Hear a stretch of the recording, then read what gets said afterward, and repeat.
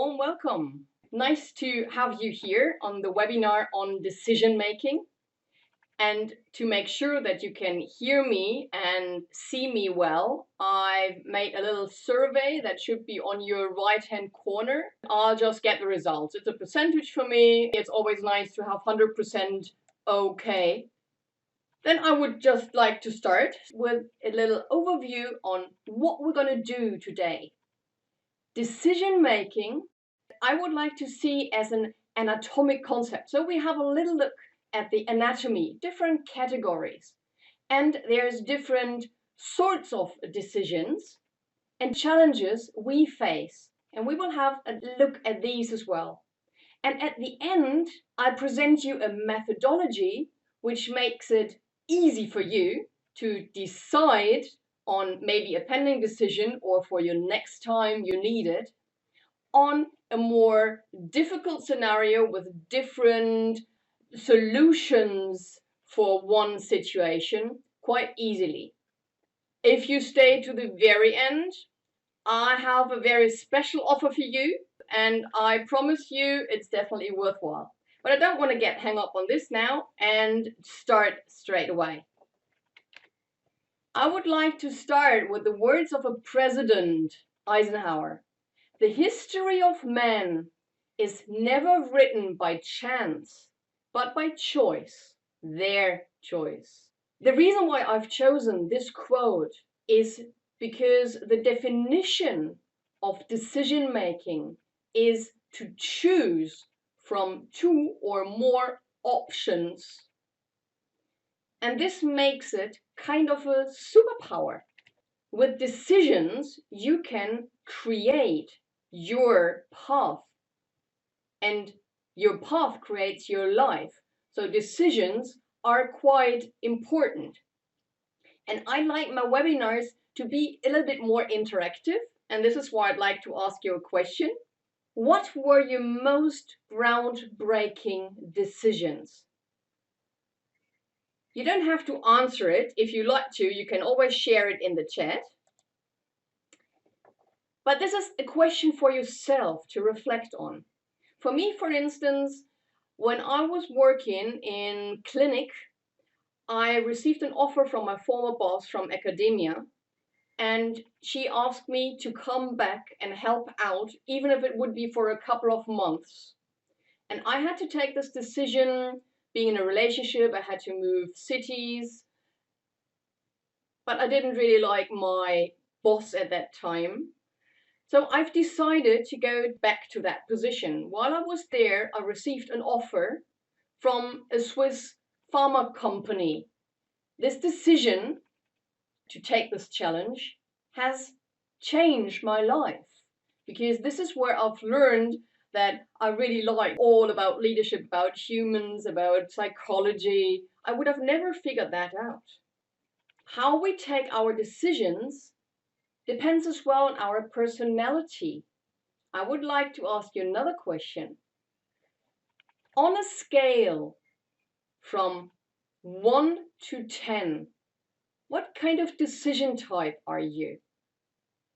1 would be a person who takes a decision straight away. When you walk out of the canteen, you walk back into the laboratory, you know exactly, okay, this is what I'm going to do. Where the 10 would be a person who really hesitates because you like to know all details and you like to go into a deeper scientific research and you like to know all about the different aspects. Do you have a number where you're at? If you're around number 0 to 5, congratulations, you're a fast decision taker. But I have to disappoint you, your decisions are usually not of the best quality. But the good thing is, you're going to be pretty happy with your decisions.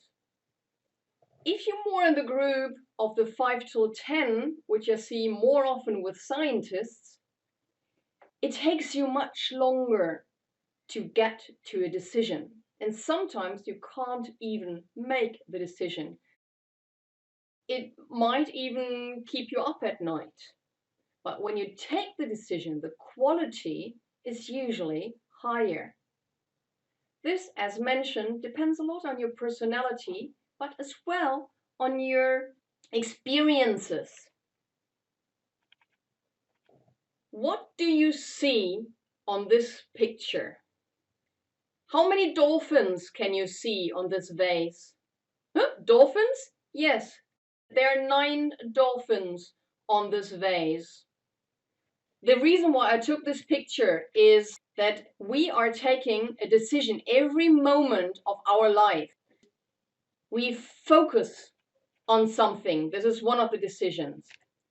Did you focus on the dolphins before I've asked you? If you haven't, just realize that there's always different perspectives. The second decision we take is, what does it mean? I would like to take an example. For instance, relationships. And that could be a working relationship, and that could be a relationship with your partner. If you are freshly into a relationship or just started your job, what would you do for this job or for that person? Nearly everything, right? And exactly this is what happens if you think you're in the beginning of something. But what would your decision look like if you think that you're already reached the end of this relationship? You don't want to stay with your employer. The third is, what should I do? Imagine 10 birds sitting on a fence. And one bird thinks, I take the decision, I fly away. How many birds are still sitting on the fence? 10 birds are sitting on the fence because he just took a decision. He didn't take any action. And this is the third point we have to decide. Are you ready to take action on your decision? Now we come to the anatomy of the decision. And there's 3 big categories. One is coincidence, and I won't explain anything about that. You know exactly what it means. The second is intuition. If you really like to know more, I would recommend you to read the book of Malcolm Gladwell, Blink. It's really taking on especially this aspect of intuition. And the analytical category we will have a look at while we're looking at the methodology I will give you at the end. Intuition is what a person knows what to do, but doesn't know why. And as an example, if you look at a goalkeeper, for instance, do you think that he will calculate somehow the angle the ball is hitting the goal and he's doing some mathematical collections? No, he's not calculating the trajectory formula. He's just reacting. And he's reacting based on his experience and his unconscious knowledge. There's a very high percentage of things we know because our senses are taking on much more than we actually process on a cognitive basis. Together with the intuition comes another part, the values. And I would like to cite Roy Disney, the brother of Walt Disney. And he said, it's not hard to make decisions when you know what your values are. And values are very important for your decision-making process, but not just decision. In your entire life, and as a leader, as a scientist, a lot depends on your values. There were studies made by a Canadian scientist in 2014, and he had a look at different decisions round about gasoline stations. He asked people which gasoline station they would prefer. So with the Canadian flag or the Arab flag, and so different choices. And most of the Canadians went for the Canadian petrol. And then he came up with additional information. This was all about the treatment of the employees, values of the company concerning nature, and they took another decision. They revised their decision. So there is quite a high influence, and he said about 50% of our decision is influenced by our values. How many decisions do you think a person makes on average per day? Any idea? Got a number? It's about 20,000.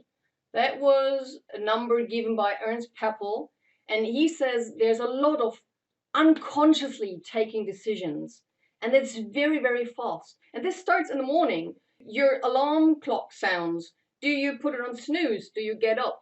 Do you take your tea or your coffee in the morning? Do you take the bike or the car? So there's many, many decisions we take consciously, but there's even more decisions we take unconsciously. How often do I touch my face? How do I take my body posture?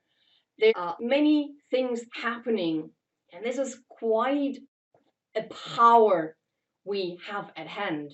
I put up a scale for your decision to get 4 categories you can have a look at for your next decision. Is it a decision about certainty? That means all information are fully available. Is it a decision with uncertainty? You know exactly the goal, but the information is incomplete. Is a decision with a risk? You have clear-cut goals, a very good information available, but you have no clue about the future outcome. Or is it the ambiguity? Goal or problem are unclear, alternatives difficult to define. Actually, you don't know where you come from or where you go to, which is a rather difficult decision, which is often taken on the base of your gut feeling, your intuition, right?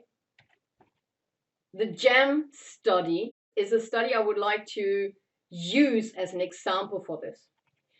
It was a group of scientists, and they came to a supermarket on alternate dates. They had 6 jars of jam, and they had 24 jars of jam in the selection. And on the days when they had the 24 jams, they had more public coming in, so 60% of the people passing by were drawn to the assortment. Only 40% were drawn to the assortment of 6 jams. With both numbers, they've tested 2 jams on average.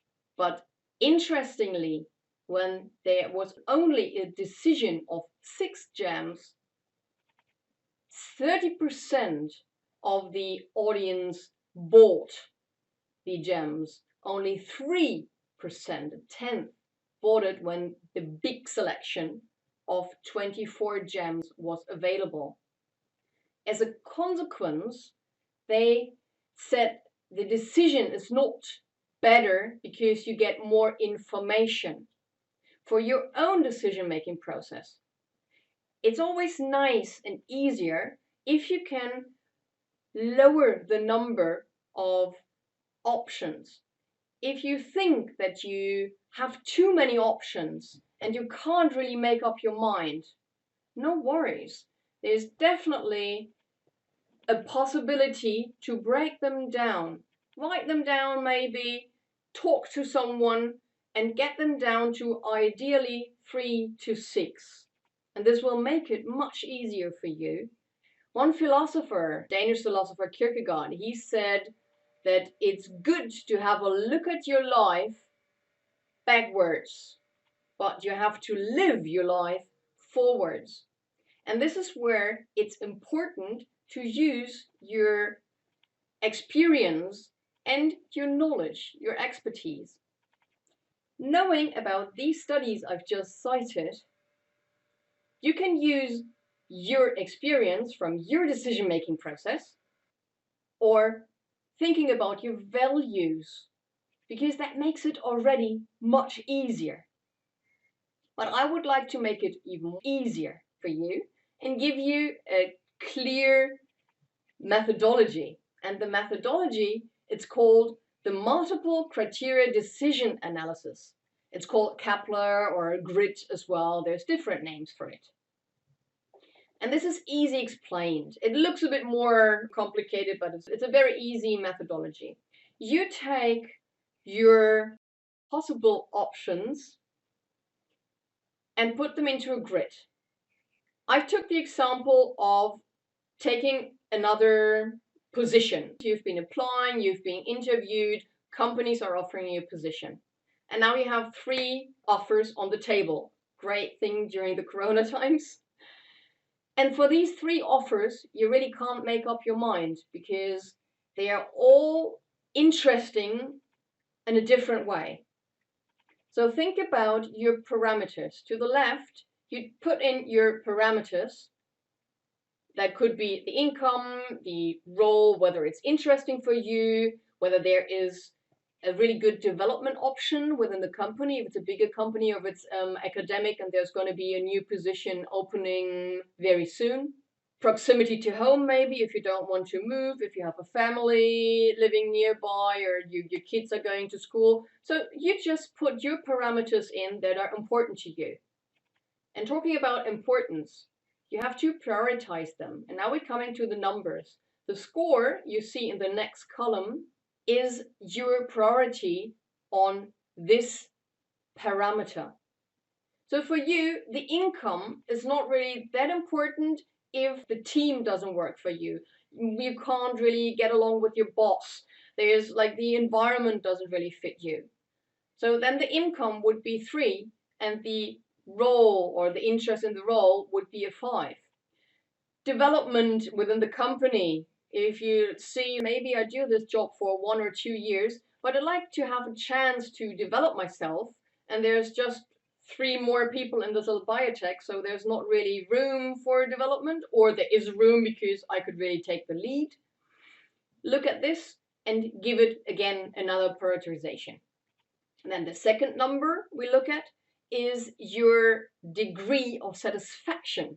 How good was your company offer from company B concerning the income, the interest in the role, the proximity to home? And you just rate this from 1, not at all, to 5, very excellent, and write that in the columns. Last but not least, you just multiply your score with your satisfaction number and get a number in your columns. And then you add all these numbers together and you get a number for every company. And now you have a winner. But what sometimes happens, and which is interesting, your winner doesn't really make you happy. Then look at your values, go back and check out whether there's something that is not really congruent and fitting to your values. Maybe there's something that is obviously in a different prioritization. Look again on your score, how you prioritized your parameters. And then you have a decision. You can take this with 6, even with 20 different options. I would rather cut this down to maximum 6. Better is 3. Do you have any questions on that? Please put them in the chat. If you have any other questions, you can always schedule a call, and I've just put the link in the chat, and we just have a conversation, see how I can help you, whether there is anything unclear as well in this webinar. Then my really, really good Corona time offer is the coaching package. Do you have anything currently that really moves you, that is really difficult for you? Maybe you're facing a difficult time in your company, people are let go, or you don't know whether you'd really like to go on with the company, or you've applied for another position, you might apply for another position, you have issues with your team, anything ongoing in your leadership skill set, anything about communication. This would be all possible to address during the one-on-one coaching sessions online. You see the prices, I won't go on that. Up to you to go with a 5 or 10 set. If you would like to learn more about leadership, then this is the offer for you. And this is not a short-term offer, this is always long-term. And I like the long-term access because I'm convinced that if you go to a workshop of 1 or 2 days, you might learn a lot, but the average percentage you remember afterwards is 20%, which is not much. what you actually put into practice is even less. And after a week or 2 weeks or 3 weeks, you might have even forgotten something. And the second issue is when you leave the workshop, you think, oh, that's really interesting, and I can apply that with this and that associate or with this partner or a boss. And then you are back to work and you like to apply it, but you don't know how because there was something unclear that was different in this example that was given, and you're just alone and nobody helps you. And I think that it's much better to really go over a longer period of time. So this concept I have, it's called the boss talk. This is all about giving you small snitches of information in webinar style, but then it would be communicative form, so we could chat more like a Zoom chat. Then there is audio material, there's video material, there's all this kind of information you get on worksheets. We have contact in the group. We form a group, which makes us stronger, give some push as well. Have you done this? Have you practiced? Because you always get some homework, and always apply this little piece of information into your daily life. And this is how you learn stepwise. Because learning means changing your behavior, especially if you want to become a better communicator and leader, then you need more time. And there's an average of 60 to 90 days until you get into a certain routine. And this is exactly this time which I've chosen to be with you, to get small groups that know each other, that are happy to talk to each other intimately about issues that came up. And this is really based on trust that everything that is talked about in this environment will stay in this environment. And there's different packages. And if you are interested in that, I always go with the first 5 who sign up for the date when they would like to start. I'm flexible on the dates, and we can decide as well on the day. If a Friday is good for you because then you have time to prepare on the weekends, great. If you prefer to have that on another day, we adjust this. Sign up for the waiting list because I will send more information, the pricing as well and everything. And I will put the link in. You don't have to pay anything. It's for you to learn more about it. And I hope that you've enjoyed and got something out of these 20, 30-minute webinar to take your decisions better, more profoundly, and that you actually gain a quality of life, because not taking a decision or thinking that you might have taken the wrong decision is actually heavy on us. And this is why it's important to know how to use your superpowers. Enjoy your weekend and have a very nice evening. Goodbye.